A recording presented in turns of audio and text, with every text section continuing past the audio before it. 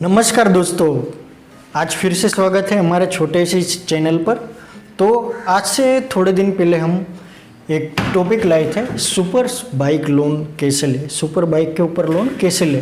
तो उसके साथ का ही ये वीडियो, ऐसा समझो आप। तो आप एक सुपर बाइक पर यूज़ बाइक कैसे ले सकते हैं, ध्यान से समझिए। अगर आपने वो वाला वीडियो नहीं देखा है तो पहले सुपर बाइक वाला लोन देख लीजिए, उसमें मैंने ज़्यादातर डॉक्यूमेंट दे दिए हैं। इसमें सिर्फ थोड़े बहुत जो एक्स्ट्रा डॉक्यूमेंट है और आप कहाँ से ले सकते हो और कौन आपको जल्दी से जल्दी सुपर बाइक लोन दे सकता है, उसके बारे में हम बात करेंगे। तो आप ये पूरा वीडियो देखिए। और आप नॉर्मल क्लास के इंसान हैं या फिर आपका थोड़ा बहुत सिविल प्रॉब्लम भी है तो भी आप एक सुपर बाइक कैसे ले सकते, वो पूरा वीडियो देखेंगे तो आपको आइडिया हो जाएगा। तो चलो हम शुरू करते हैं। तो आज का टॉपिक है हम एक सुपर बाइक लोन, वो भी पुरानी वाली सुपर बाइक यानी कि ओल्ड सुपर बाइक हम कैसे ले सकते हैं। जैसे कि मैं दूसरे की नहीं, मैं ज़्यादातर मेरी खुद की ज़्यादातर एक्सपीरियंस ही शेयर करता हूँ। जैसे मैंने अगली वीडियो बताया था कि मैंने एक बनेलो 600 जो 7,57,000 रुपीज़ की थी और उसमें लाख रुपया भर के हमने कैसे सुपर बाइक ली थी, वो हमने बताया था। ओके, तो आज हम देखते हैं कि हम यूज़ सुपर बाइक के ऊपर कैसे लोन ले सकते हैं और कितना लोन उस पर मिल सकता है और कितनी पुरानी होनी चाहिए। तो मैं शायद 3 से 4 बताऊंगा उसके ऊपर कि आप कैसे 3 से 4 टाइप से आप लोन ले सकते हो।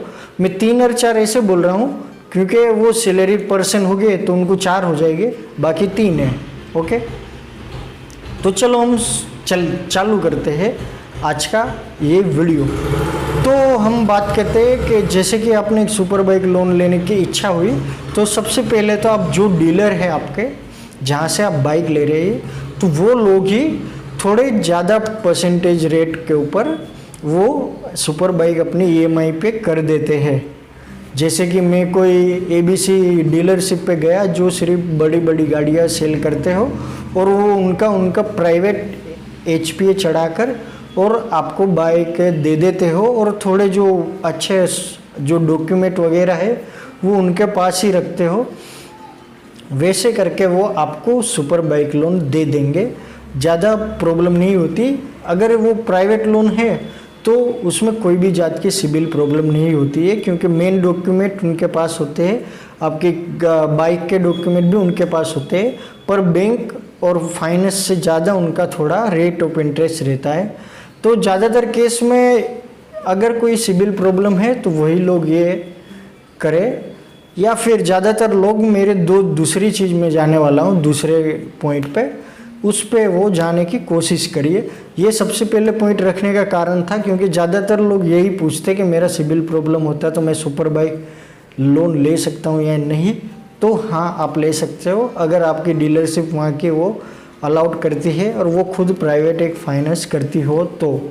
ओके, चलो अब दूसरी करते हैं।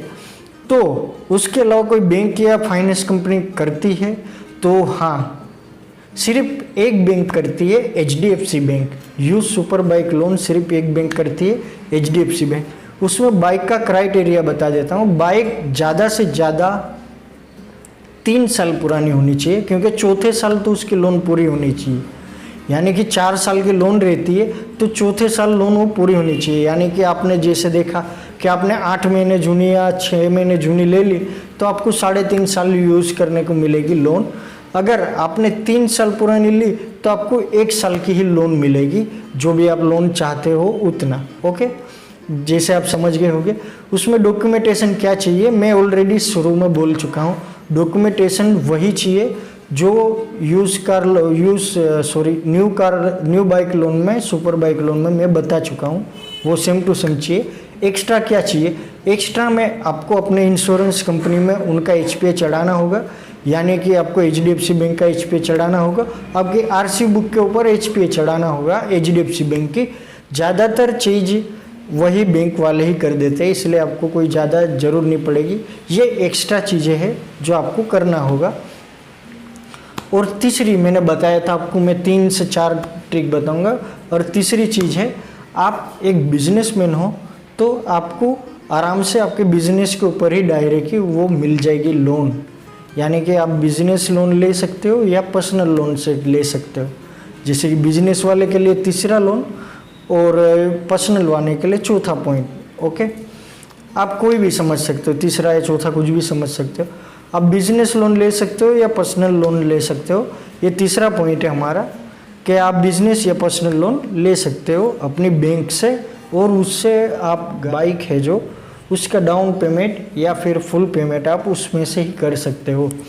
और हम आज का आखिरी पॉइंट ले आते हैं, और ये थोड़ा प्राइवेट फाइनेंस जैसा है पर उससे थोड़ा अच्छा है। ओके, प्राइवेट फाइनेंस जैसे कैसे, आप जहाँ भी रहते हो वहाँ हमारे यहाँ मंडली बोलते हैं या फिर बोलते हैं तो सहकारी मंडली बोलते हैं। यहाँ पे हमारे मंडली यानी कि एक ग्रुप, आप किसी ग्रुप के साथ ज्वाइंट हुए हो और वो ग्रुप आपको पेमेंट देता हो या लोन देता हो, या फिर आप समझो कि कोऑपरेटिव बैंक से आप जो ग्रुप लोन रहता है वो वाला लोन से आप आराम से इस पे ले सकते हो। उस तरह से ज़्यादा, इसलिए मैंने तीसरा पॉइंट या चौथा पॉइंट नहीं बोला था, क्योंकि चौथा पॉइंट कई जगह लागू नहीं पड़ता है। ओके, जैसे मैंने तीसरे पॉइंट में बताया कि आप पर्सनल लोन भी समझ सकते हो, बिजनेस लोन भी समझ सकते हो। सैलरी वाले हो तो पर्सनल लोन, बिजनेस वाले हो तो बिजनेस लोन। तीसरे पॉइंट वैसे मैंने बताया था।